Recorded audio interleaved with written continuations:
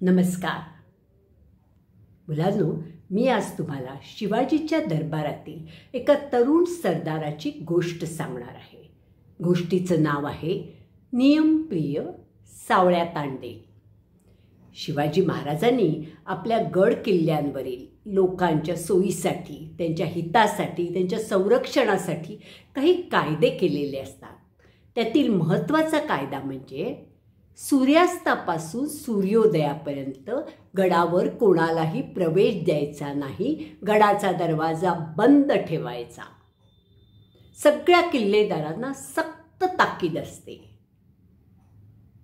अशाच एका गडावर एक किल्लेदार एका तरुण सरदाराला सांगतो की सावळ्या, आज गडावर तू पहारा द्यायचास.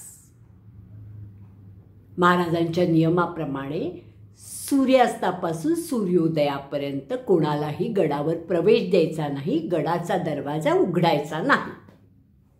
सावळ्या म्हणतो, होय महाराज, मी चांगला पहारा करीन. सूर्यास्ताला गडाचे दरवाजे बंद होतात. हळूहळू अंधार पडू लागतो, किर्र काळोख होतो आणि एकदम सावळ्याला घोड्याच्या टापांचा आवाज ऐकू येऊ लागतो. सावळ्या सावध होतो, भाला घेऊन ताठ उभा राहतो.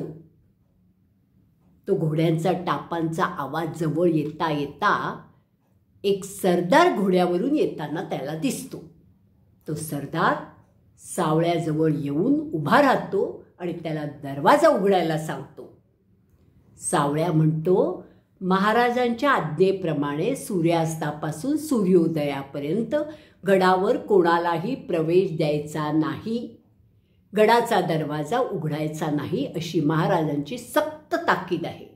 सरदार म्हणतो, अरे, मी महाराजांसाठी निरोप घेऊन आलोय. अतिशय महत्त्वाचा निरोप आहे, तू ताबडतोब दरवाजा उघड. सावळ्या म्हणतो, मी आत्ता उघडणार नाही, तुम्ही उद्या सकाळी या सूर्योदयाला.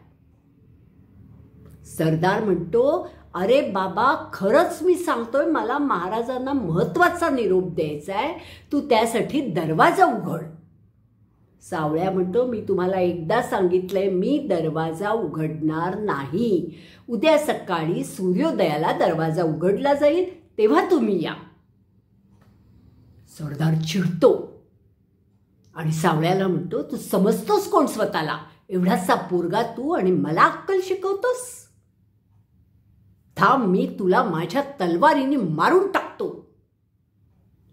सावळ्या म्हणतो, मीही माझ्या भाल्याने तुमच्याशी 2 हात करी, पण माझ्या जीवात जीव असेपर्यंत मी तुम्हाला गडाच्या आत जाऊन देणार नाही, दरवाजा उघडणार नाही.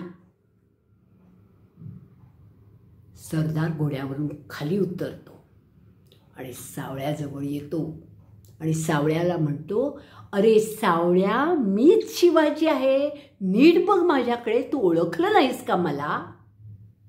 सावळ्या चपापतो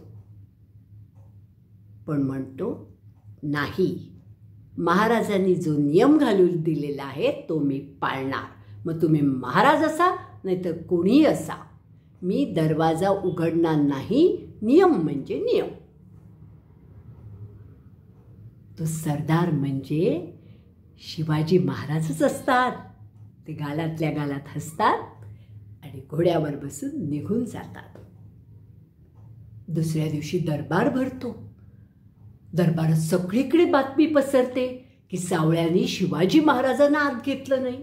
सगळे चिंतित होतात की आता महाराज सावळ्याला काय शिक्षा देणार. महाराज दरबारात येतात, स्थानापन्न होतात आणि सेवकाला सांगतात, जा रे, काल पहाऱ्यावर तो सावळ्या तांडेल होता, त्याला बोलावून माझ्या समोर घेऊन ये. सेवक सावळ्याला घेऊन येतात.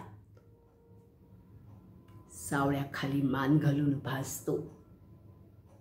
महाराज म्हणतात, काय रे, काल गडावर पहाऱ्यासाठी तूच उभा होतास ना? सावळ्या खाली मान घालून हो म्हणतो. महाराज म्हणतात, मग आता तरी तुम्हाला ओळखलंच की नाही? काल मीच होतो ना? सावळ्या परत खाली मान घालून हो म्हणतो. महाराज म्हणतात, मग तू मला प्रत्यक्ष शिवाजी महाराजांना आत घेतलं नाहीस, त्याबद्दल तुला मी काय शिक्षा देऊ हे तूच मला सांग. सावळ्या थोडंसं तोंड वर करतो आणि म्हणतो, महाराज, आपण सांगितलेला नियम मी पाळला म्हणून मी आत घेतलं नाही. पण आपण शिवाजी महाराजात, तुम्हाला मी आत घेतलं नाही ही माझी चूकच झाली. त्यामुळे तुम्ही द्याल ती शिक्षा मी भोगायला तयार आहे. शिवाजी महाराज म्हणतात, अरे सावळ्या, तुला शिक्षा नाही, मी तुझं कौतुक करतोय की शिवाजी महाराजांनी घातलेला नियम शिवाजी महाराजांसाठीही मोडायचा नाही. हा धडा तू सगळ्या सरदारांना घालून दिलास. आज तुला मी बक्षीस देणार आहे, ये माझ्याजवळ. सावळ्या हळूच महाराजांजवळ जातो. महाराज त्याला आपल्या हातातलं कडं काढून त्याच्या हातात घालतात. सावळ्या खुश होतो. महाराज त्याच्या पाठीवर शाबासकी देतात आणि सावळ्या ते कडं बघत निघून जातो. तर मुलांनो, यावरून आपण सगळ्यांनी काय धडा घ्यायचा?